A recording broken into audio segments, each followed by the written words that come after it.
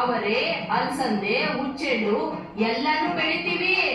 ಮತ್ತೆ ರೇಷ್ಮೆ ಇಲ್ಲಿಗೆ ಹೆಸರುವಾಸಿ.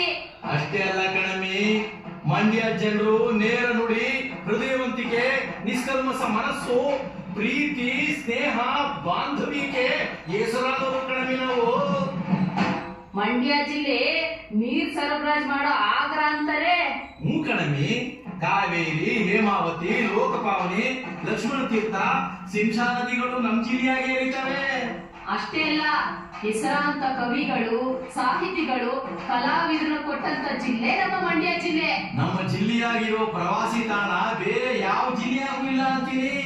KRS, ಶ್ರೀರಂಗಪಟ್ಟಣ, ರಂಗನತಿಟ್ಟು, ಶಿವನ್ ಸಮುದ್ರದಾಗೆ ಗಗನ ಚುಕ್ಕಿ, ಬರ ಚುಕ್ಕಿ, ಮೇಲ್ಕೋಟೆ, ಚೆಲುವನಾರಾಯಣ ಸ್ವಾಮಿ. ಹೇಳ್ತಾ ಹೋದ್ರೆ ಇದು ಏಟೋದವೆ.